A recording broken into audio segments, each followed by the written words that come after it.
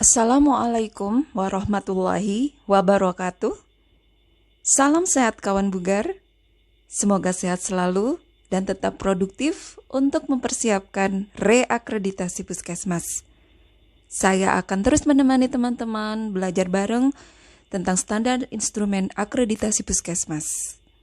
Untuk kali ini, saya akan menyampaikan materi tentang bagaimana cara asesmen nyeri yang merupakan bagian dari screening visual dan pengkajian yang terdapat pada standar 3.2, yaitu pengkajian, rencana asuhan, dan pemberian asuhan. Penting sekali untuk bisa melakukan asesmen nyeri, karena nyeri adalah bentuk pengalaman sensorik dan emosional yang tidak menyenangkan yang berhubungan dengan adanya kerusakan jaringan atau cenderung akan terjadi kerusakan jaringan atau suatu keadaan yang menunjukkan adanya kerusakan jaringan. Jadi perlu sekali untuk di-assessment bagi semua pasien karena kita perlu untuk segera melakukan tata laksana mengatasi nyeri. Asesmen nyeri perlu dilakukan sebagai bagian dari pengkajian awal dan menentukan rencana asuhan yang diberikan. Apakah pasien diarahkan ke unit darurat?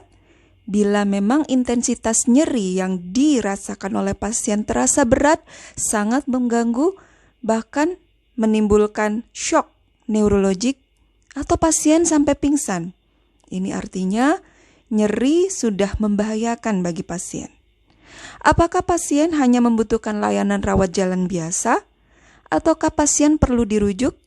Inilah perlunya kita melakukan asesmen nyeri di awal kedatangan pasien.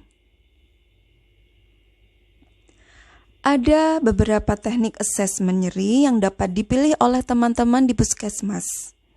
Yang pertama, kita menggunakan Visual Analog Scale atau VAS, kemudian Verbal Rating Scale, VRS, kemudian ada Numeric Rating Scale, NRS, dan Wong-Baker Pain Rating Scale.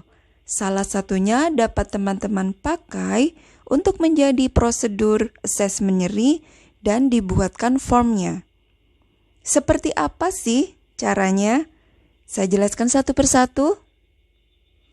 Yang pertama, ini adalah Visual Analog Scale. Caranya adalah menggunakan skala dari 0 sampai 10, di mana kita anggap 0 adalah tidak ada nyeri sama sekali, kemudian 10 bila nyerinya terasa sangat berat dan paling berat. Kemudian pasien diminta untuk menyebutkan di angka berapakah nyeri itu dirasakan. Jadi teman-teman bisa membuat form bila menggunakan VAS, jadi dapat dengan menggunakan gambar ini ya. Jadi teman-teman dapat melingkari di angka berapa kira-kira pasien merasakan nyerinya. Namun bila pasien tidak dapat menyebutkan di angka berapa pastinya, kita bisa mempermudah dengan cara yang lebih sederhana, dengan menggunakan angka yang lebih sedikit, menggunakan verbal rating scale.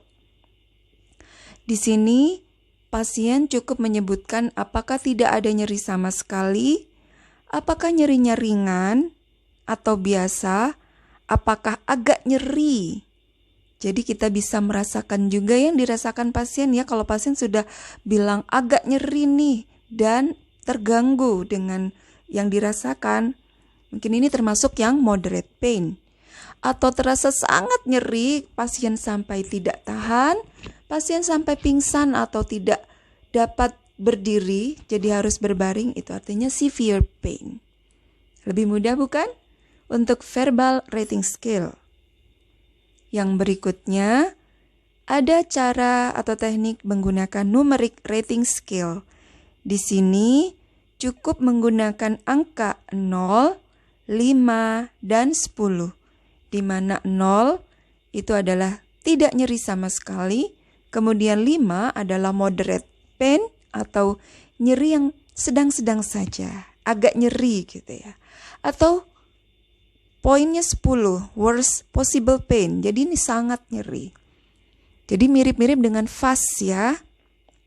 Dan yang terakhir yaitu Wong-Baker Pain Rating Scale.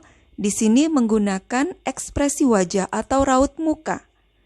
Jadi kalau pasiennya bisa tersenyum, tidak terlihat kesakitan, anggap saja nilainya 0. Dan itu didukung dengan pasien menyebut bahwa dia tidak ada kesakitan, tidak ada nyeri. Selanjutnya dapat dilihat ekspresinya apabila semakin lama semakin terasa tidak bisa tersenyum, terasa menyakitkan, maka kita bisa mencari skala di manakah nyeri pasien tersebut. Di mana pasien dengan nyeri hebat biasanya sama sekali tidak bisa tersenyum ya. Jadi tampak kesakitan sekali. Jadi teman-teman di sini bisa dipilih yang mana yang oke dan paling mudah untuk dipakai menjadi asesmen nyeri. Jadi teman-teman bisa buatkan formnya. Adapun untuk dokumen-dokumen yang diperlukan antara lain SOP dari asesmen nyeri yang teman-teman pilih. Apakah menggunakan FAST atau verbal atau numerik atau Wong-Baker Rating Scale. Kemudian kita buatkan form asesmen nyeri yang juga dapat dijadikan satu dalam form screening visual atau form pengkajian.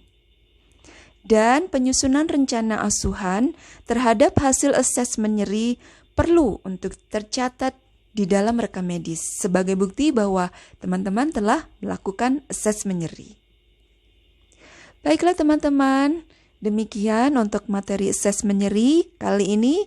Apabila teman-teman ingin melihat contoh-contoh atau meng-ATM contoh-contoh dokumen, boleh email saya di akreditasipkmveni@gmail.com. Bila contoh dokumennya memang ada, pasti akan saya kirimkan.